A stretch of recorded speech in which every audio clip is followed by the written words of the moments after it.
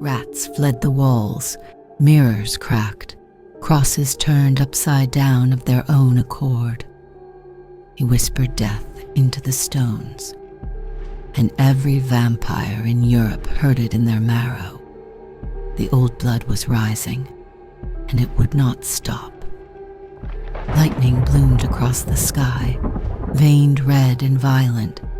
Castle Orlock groaned with every gust, its stones rebelling against what stirred within. The blood moon was no longer just overhead, it was in the walls, in the breath, in the blood. Jonathan followed Dracula down a spiraling stone passage, deeper into the heart of the keep. Every torch they passed dimmed their approach, snuffed by unseen fingers. "Where are we going?" Jonathan asked, breathing hard. Dracula didn't look back. To the roots, to the beginning. They emerged into a cavern. At its center stood a tower made of black iron and bone, twisted thorny, wrapped in barbed chains. "The House of Thorns," Dracula whispered. Jonathan stepped closer. "What is this place?" "A prison," Dracula said, "built by the Order of Ash in the 12th century, a final bastion of sorcerer priests who knew of Sarganash. They bound him here, buried him beneath my home so that his whispers would never again find ears." "But you built over it." Dracula's face hardened. "I did not build.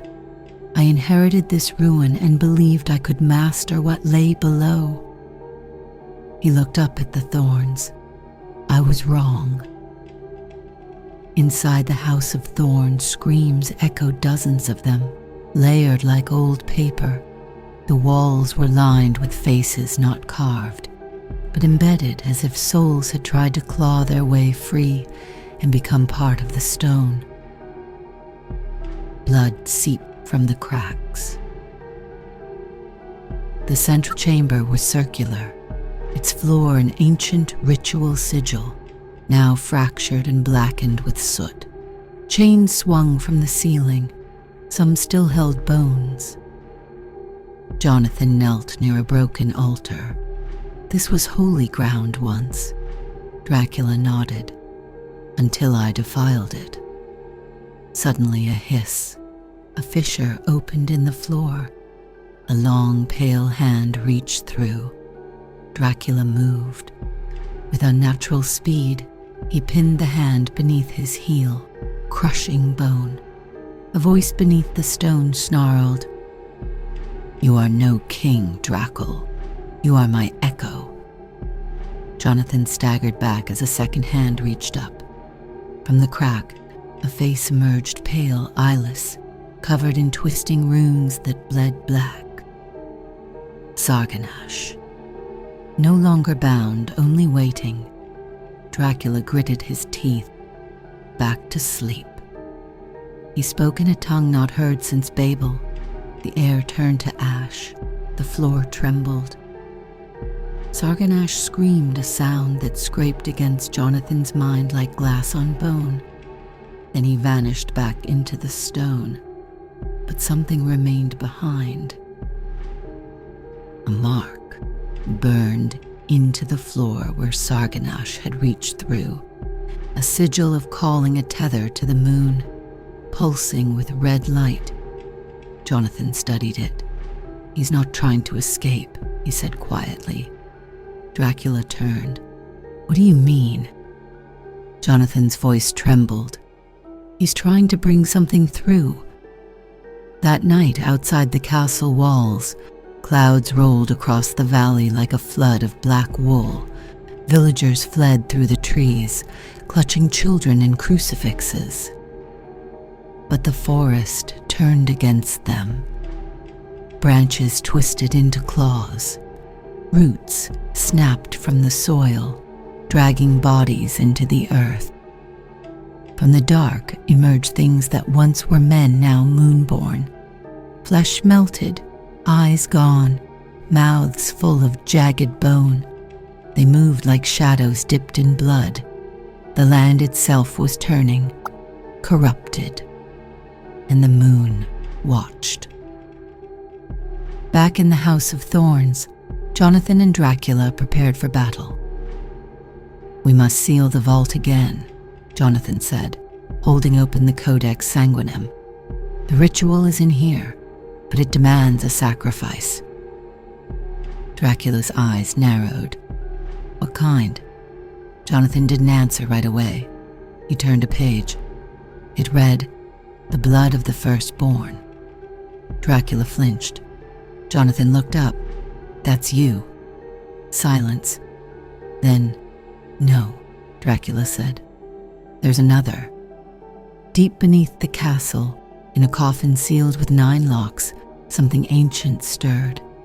A girl, no older than 16, pale, her lips red, her eyes closed. Her name had been forgotten, but she had been Dracula's first.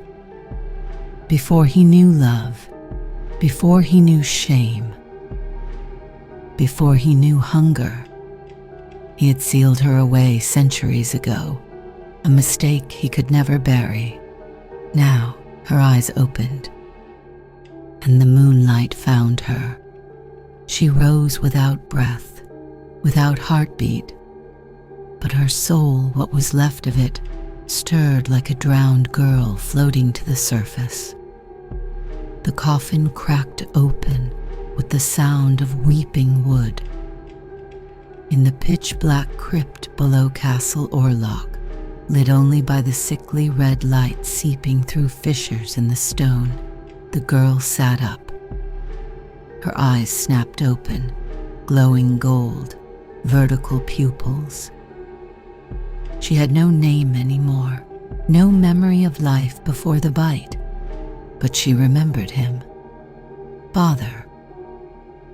In the upper tower, Dracula staggered, clutching the banister. Jonathan rushed to his side. "What is it?" "She's awake," Dracula whispered. "My daughter." Jonathan's eyes widened. "You never told me you had a child." "She was turned in error.